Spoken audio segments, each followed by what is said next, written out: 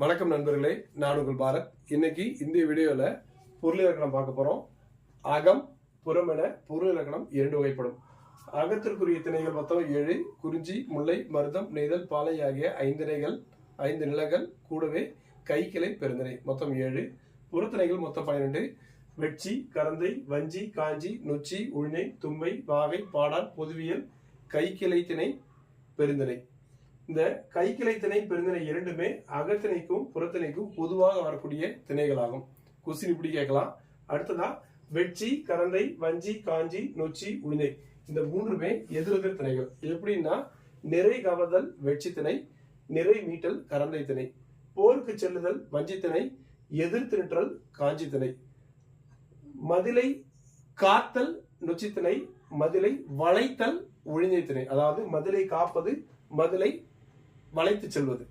இந்த 6 திணைகளுமே எதிரெதிர் திணைகள் ஆகும். அடுத்ததா கேள்வி எப்படி கேட்கலாம்னா, மதில் போர் பற்றிய திணைகள் எவை அப்படின்னு கேட்டா, அதாவது மதிலை காத்தலும் மதிலை வளைத்தலும் நொச்சியும் உழிஞையும் தான் ஆன்சர்.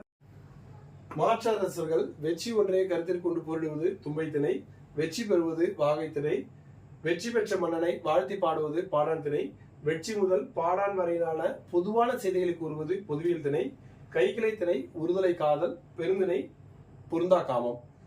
கைக்கிளை திணை பெருந்திணை இரண்டுமே 2 உட்கூறுகளுக்கு உடையது. அதாவது ஆண்பால் கூற்று, பெண்பால் கூற்று என இரண்டும் 2 வகைகளுக்கு உரியது.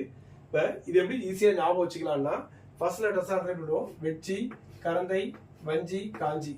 வெங்காயத்தை கட் பண்ணி வச்சா காஞ்சிரும். வெங்காயத்தை கட் பண்ணி வச்சா காஞ்சிரும். நொறுங்க உண்டால் துன்பம் வாரா. அதாவது நொறுங்க உண்டால் துன்பம் வராது.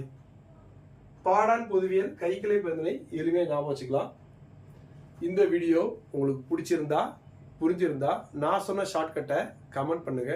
நன்றி.